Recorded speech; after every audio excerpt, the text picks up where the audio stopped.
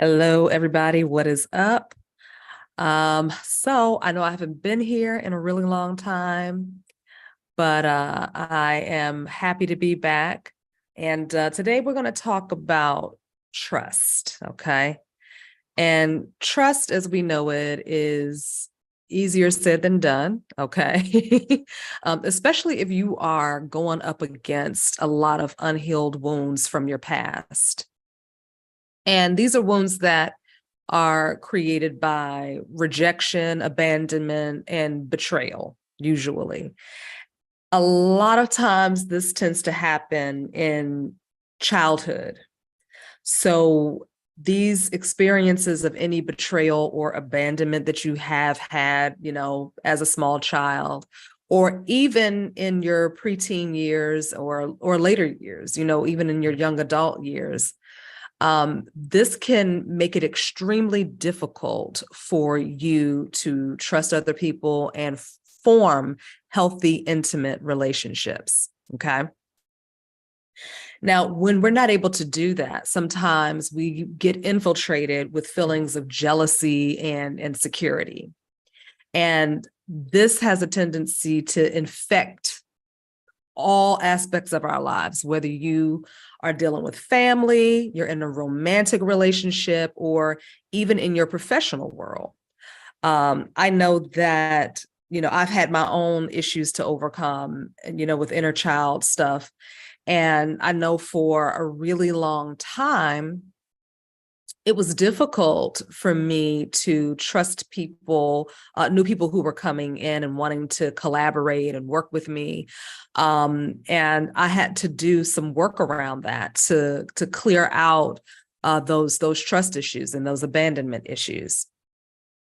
So what we want to do is we want to make sure that we know how to identify the parts of our lives where we are experiencing these kinds of blockages, because really that's what it does. It creates success blocks in your life, professional success blocks, career, when you're building a business, okay? Because trust issues are not just the lack of trust of others, right? It's also the lack of trust of self.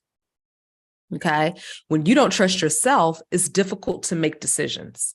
It's difficult to trust your gut and your intuition. And sometimes we'll go against our gut. We'll go against what our inner guidance is telling us to do. And ultimately, that leads us into fiery waters. Okay. Whereas like if you try to come up for air, you'll get set on fire. And if you try to get away from the fire, guess what? You're going to probably drown. Okay. And I apologize for the buffering. I'm not sure what's going on right now with this, but, we're just going to power through. Okay.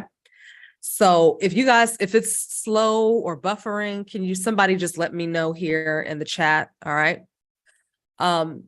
So a lot of times people want to sweep inner child issues under the rug. Okay. And a lot of people don't want to talk about it because they feel like it's like, oh, we're getting ready to get head shrinked. Okay. And I know it sounds a little cliche and cheesy to say that, your trust issues stem from unhealed inner child wounds. Okay.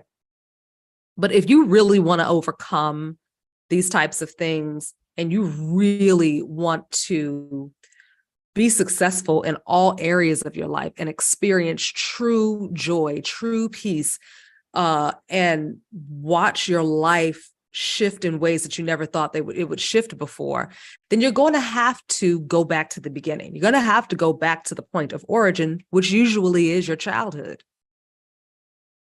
Okay. It usually is that.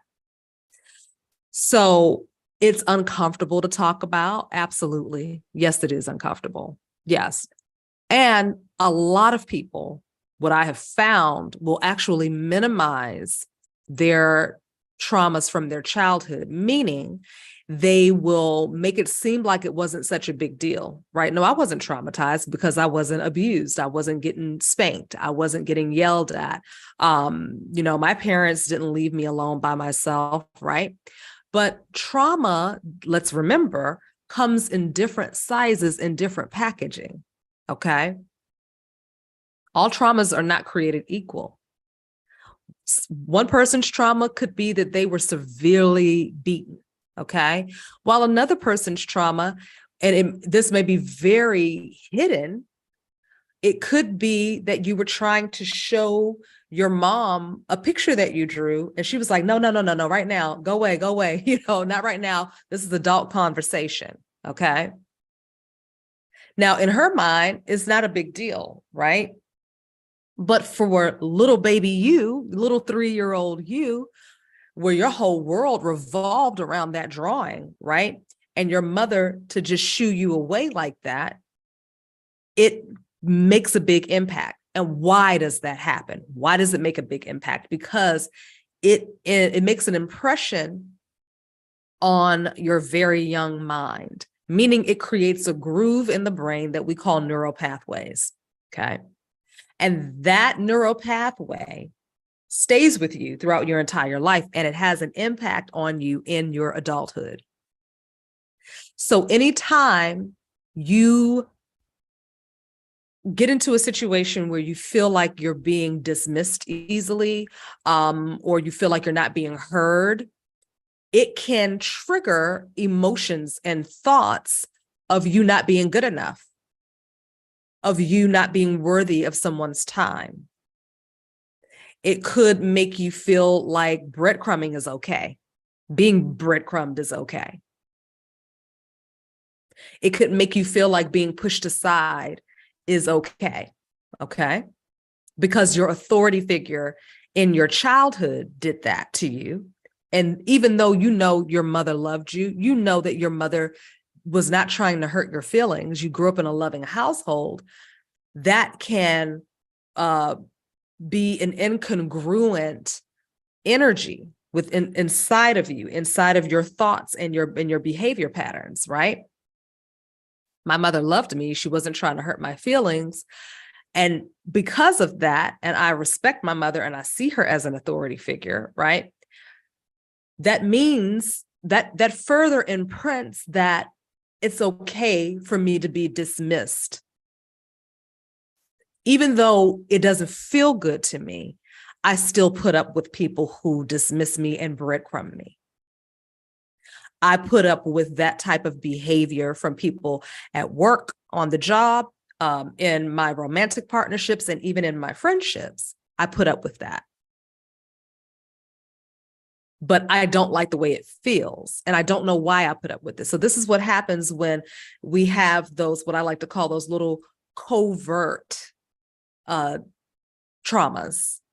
They're really small. They're very, very small. And they seem to be very insignificant when we go back and look at it in childhood. And so when I hear people say that they didn't have any, they didn't have any traumas when they were a child, they grew up in a loving household, right? It's not that I'm trying to get people to tap into a trauma, right? What I'm trying to do is help people find the point of origin. Like, when did you first recognize that you were being dismissed? When did you first recognize that you were not important enough to be heard? Okay. When did you first recognize that you kind of just blended into the background and you didn't stand out? All right. Because see, that can heavily impact you, especially if you run a business, if you have to promote your business, if you have issues with being seen or being heard, if you feel like your message isn't important enough, okay? And I'm just using this as an example. That's just one example, okay, of how those little traumas can really hide in the bottom of your subconscious mind, but it has a huge effect and impact on your life, on your automatic behaviors, on your belief systems about yourself. Okay. And this can absolutely impact trust, because now you don't trust yourself to be enough for the occasion, to rise to the occasion. You don't trust that other people are going to see you for you. Okay. I keep buffering, but I'm going to keep rolling with this, because if you guys aren't able to see the live pretty good, then that's fine. You can just go back and watch the replay. All right. This is not going to be a very long video anyways. And so again, traumas can range from severe physical abuse, okay, to something as simple as you being shooed away from your parent while you're trying to show them something like, mommy, look at my picture. Okay. It could just go like that sometimes, you know? And so the little grooves that are made in the brain, right? Like those little neural pathways, those are the things that get filed away in the subconscious mind as unconscious belief systems, emotional triggers, as well as automatic behaviors. And what they do is they serve as protection mechanisms against anticipated future dangers. Okay. Anticipated future dangers. Oh, good. Hi, Austin. I'm glad to see that you can see it. Okay, great.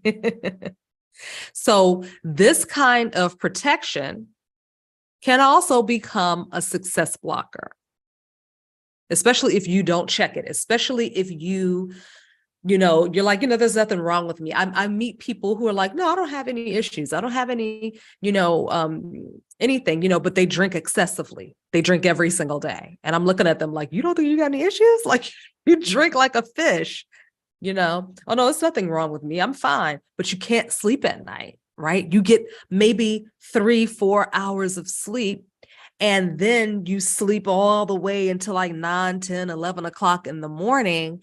And then you don't have the rest of the day left to handle your business, because you're either really exhausted or you got such a late start and you have this long list of things that you have to do. And then by the time you get into the list, it's time for the kids to come home. It's time for you to go pick somebody up from work, or time for your spouse or family to start arriving home, and you haven't gotten anything done. Okay.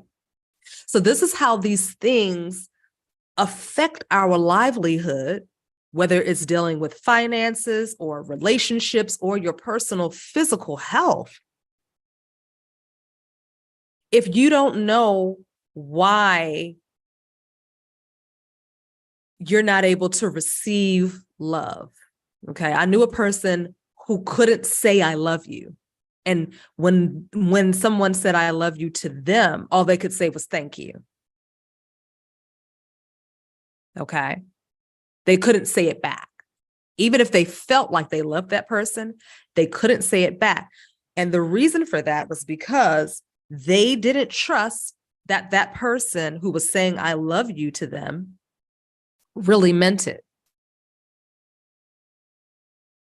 So if you don't trust that when a person says something like, I love you, right? Unless you know for sure that they're just kind of yanking your chain or trying to, get something out of you. Okay. Because you use your discernment.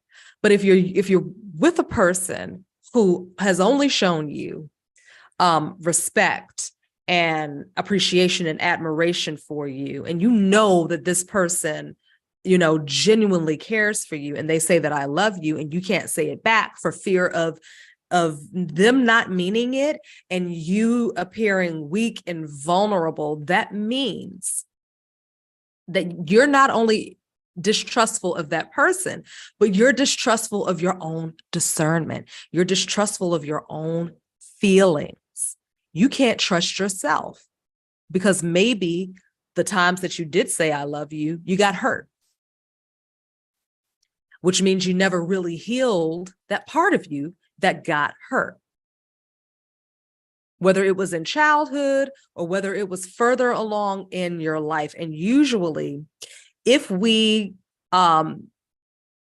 have significant relationships in our adulthood where we find that we've been betrayed or hurt, that usually means that that particular situation showed up for us to draw our awareness to something else on a deeper level, a more unconscious level that needs to be worked out. And usually that issue was implanted within us during childhood. So we always have to go back to the beginning, and we have to be willing to sit down and ask ourselves the questions, or sit with a professional, someone who is well-trained and well-versed in inner child healing work, so that you are able to be asked the right questions. So that little light bulb goes off and you're like, oh my God, that's what it is. All this time, you know what, I haven't thought about that in years. In fact, I don't even think I thought about it since it happened to me when I was 3, when I was 5, when I was 10, whenever, okay? So if we are very transparent with ourselves, it's a difference between honesty and transparency, okay? Honesty is not going to give you the full story. Honesty is like, okay, yeah, I got some inner child issues. But transparency is really digging in to say, oh, it's here, here, here, and here. And these are the reasons why. That's transparency. So we have to learn how to overcome the fear of being transparent with ourselves and with other people. Because when we are transparent with ourselves, guess what? We have more information to work with. And the more information you have to work with, and the deeper you dive within yourself, guess what that does? You start to work your intuition muscle, and you start to work your trust muscle. So now you're like, oh, I know what that is. Oh, I know what that is. And I know what that means. I know why I'm doing this, right?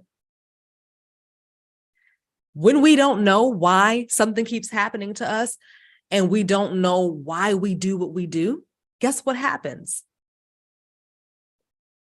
It increases anxiety. It turns up the fear because we don't have enough information. We don't know why we do what we do. I'm like, I don't know why I can't do this. I don't know why I can't do this. And so you start getting more anxious, and that anxiety just keeps you in that fear loop. The desire versus fear loop is what I call it. I desire to have more and be more, but every time I try to do more and go after what I want to go after, I get afraid, I get scared, and I keep going in this loop, and I don't know why.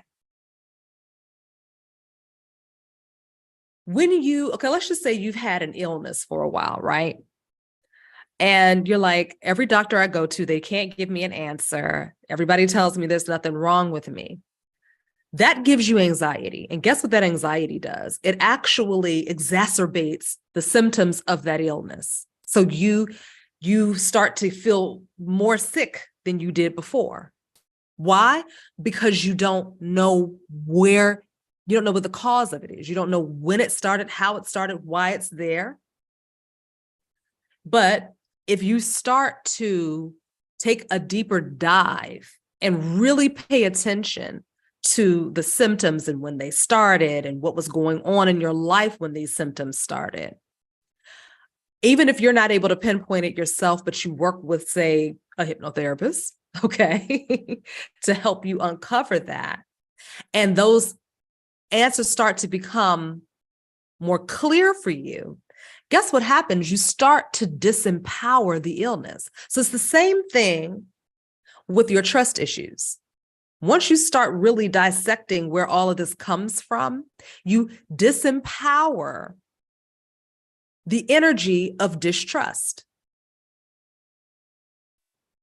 Now you're able to say, I'm doing that again. Let me refer to the tool that I learned that helps to anchor me in a place of trust, of self first, First, I can trust myself. Then I know I can trust the universe. And then I know I can trust the process of life to unfold on my behalf. Okay.